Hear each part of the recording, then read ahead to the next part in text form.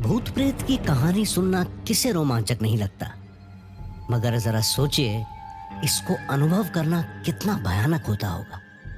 जतिन के साथ भी कुछ ऐसा ही हुआ था। जतिन वैसे तो जयपुर का रहने वाला था, लेकिन करीब 1 साल पहले अपनी नौकरी के सिलसिले में वो बेंगलोर शिफ्ट हो गया था। बेंगलोर आने के बाद से वो पहली बार अपने घर दिवाली की छुट्टियों पर जा रहा था। जब तक बहुत ज़रूरी ना हो, जतिन कभी भी अपने काम से छुट्टी नहीं लेता था, और यही सोच के उस दिन भी जतिन ने जयपुर जाने के लिए देर रात की फ्लाइट बुक की ताकि उसको उस दिन भी छुट्टी न लेनी पड़े। मगर वो रात शायद उसकी लाइफ की दिल दहला देने वाली रात होने वाली थी। उस रात जतिन ने ऑफिस का सारा काम जल्दी निपटाकर पहले अपने फ्लैट से अपना सामान उठाया और फिर टैक्सी लेकर बैंगलोर एयरपोर्ट के लिए निकल गया। एयरपोर्ट पहुंचकर वो टैक्सी ड्राइवर को पैसे देने लगा, मगर वो ड्राइवर एकटक सामने की तरफ देख रहा था। यहां तक कि जतिन की आवाज भी उसे सुनाई नहीं पड़ रही थी। ड्राइवर को देख जतिन सोच में पड़ गया कि ड्राइवर इतने गौर से किसे देख रहा है, जबकि चारों तरफ इतना सन्नाटा छाया हुआ था। लेकिन इससे पहले कि जतिन दोबारा उससे कुछ भी कहता, ड्राइवर ने घबराते हुए खुद पूछा, सर, आपने देखा उसे वहाँ पार्किंग की तरफ? कैसे? मुझे तो कोई नहीं दिख रहा। वो गायब हो गई सर, वो हवा में गायब हो गई। अरे मुझे क्यों नहीं दिखी फिर? और कोई हवा में कैसे गायब हो सकता है? आप खामखा घबराओ मत। मुझे पता है सर, आप मेरी बातों का यकीन नहीं करेंगे, पर अभी अभी मैंने पार्किंग की तरफ एक औरत को सफेद साड़ी में देखा। उसने पूरा चेहरा अपने बालों से ढक रखा था सर। अब तक तो मैंने सिर्फ सुना था, लेकिन ऐसा भेष तो सिर्फ एक भटकती आत्मा का ही हो सकता है। देखो, हो सकता है कोई हो वहाँ पर, लेकिन आप जो कह रहे हैं वो मुमकिन नहीं है। आप खुद भी डर रहे हैं और खामखा मुझे भी डरा रहे हैं। ये लो आपके पैसे। ये सुनकर ड्राइवर पैसे लेकर वहां से चला तो जाता है, मगर सच सिर्फ वही जानता है कि उसने उस रात वाकई एक सफेद साड़ी वाली औरत को देखा जो पलक झपकते ही गायब हो गई थी। हालांकि जतिन को उस टैक्सी ड्राइवर की बात पर जरा भी विश्वास नहीं हुआ, पर उसको घबराए हुए देखकर वो थोड़ा सा डर जरूर गया था। रात के करीब 11 बज रहे थे और उसकी फ्लाइट को अभी काफी समय था, इसलिए वो वेटिंग एरिया में फोन पर गेम खेलते हुए इंतजार कर रहा था कि तभी उसकी नजर एस्केलेटर्स की तरफ पड़ी। पहले उसको महसूस हुआ जैसे झटके से कोई अजीबोगरीब चीज गुजरी हो वहां से, लेकिन फिर वो अपना वहम मानकर गेम पर कंसंट्रेट करने लग जाता है। कुछ देर बाद फिर उसका ध्यान एस्केलेटर्स के पास जाता है। इस बार उसने कुछ ऐसा देखा जिसने जतिन को झंझोड़ कर रख दिया। कुछ देर तक वो अपनी आंखों पर यकीन नहीं कर पा रहा था। एयरपोर्ट जैसी हलचल भरी जगह पर किसी का ऐसा डरावना रूप नजर आना मुमकिन नहीं हो सकता। उसने देखा कि एस्केलेटर के पास कोई आदमी खड़ा है, बेहद डरावना किस्म का, बिना सर वाला आदमी, या यूं जैसे कोई मुर्दा लाश हो लेकिन बिना सर के। और वो जतिन को अपने तरफ आने के लिए इशारा करने लगा।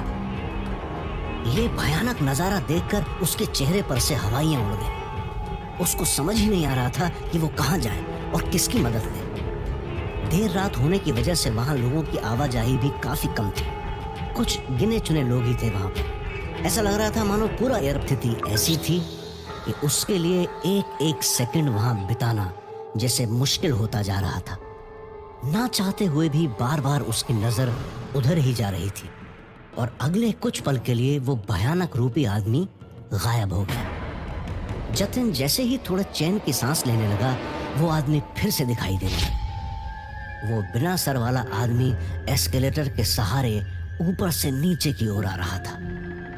जैसे ही जतिन की उस पर नजर पड़ी कि वो दोबारा अपने तरफ आने के लिए हाथों से इशारा करने लगा, जतिन ने इस बार देखते ही अपना सामान उठाया और वहां से भागने लगा कि तभी वहां से एयरपोर्ट का एक ग्राउंड स्टाफ गुजर रहा होता है। जतिन फौरन उसको आवाज लगाता है,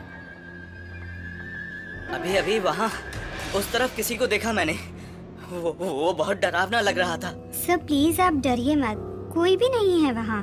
नहीं, वो सच में खड़ा था उधर एस्केलेटर्स के पास। पहले वो ऊपर गया, फिर नीचे आकर खड़ा हो गया। मैंने एक बार नहीं कई बार देखा है उसको। अभी फिर से वो गायब हो गया है। पर सर, ये हो ही नहीं सकता। एस्केलेटर्स तो कल से खराब पड़ा हुआ है। वहाँ काम चल रहा है सर, इसीलिए वो एरिया घेर कर भी रखा हुआ है। आप खुद ही देख लीजिए, कोई कैसे जा सकता है वहाँ।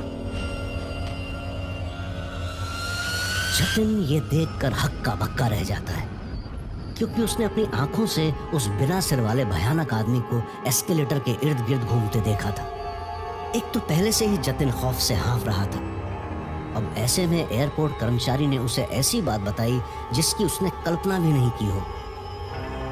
वाकई ये सब कुछ जतिन के लिए किसी बुरे सपने से कम नहीं था।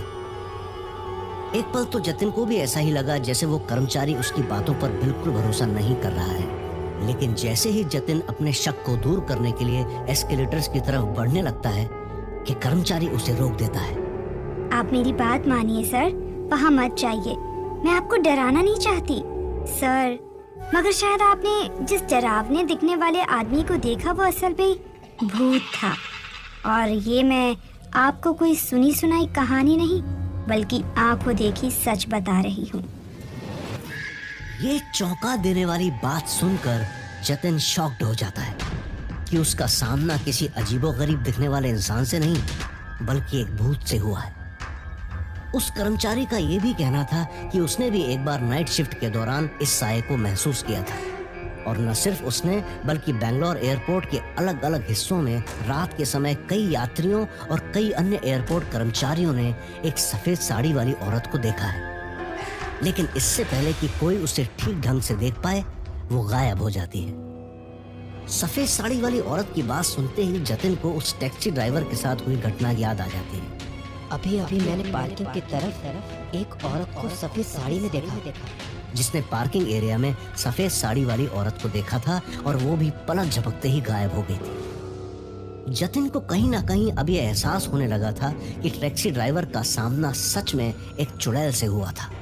मगर साथ ही उसको सबसे ज्यादा इस बात पर हैरानी हो रही थी कि एयरपोर्ट जैसी जगह पर भूत प्रेत का वास कैसे हो सकता है, वो भी बेंगलोर एयरपोर्ट जो 24 घंटे व्यस्त रहता है। मगर हकीकत में भूतों की कोई जगह नहीं होती, वो होने के लिए कहीं भी भटक सकते हैं, शायद इस वक्त हमारे आसपास में। अब अगली बार जब भी आप बेंगलोर एयरपोर्ट से लेट नाइट फ्लाइट लेंगे तो यहाँ के डरावने किस्से आपको जरूर याद आएंगे। ऐसे हिला देने वाले एक्सपीरियंस के बाद जतिन के लिए ये सफर करना आसान नहीं था।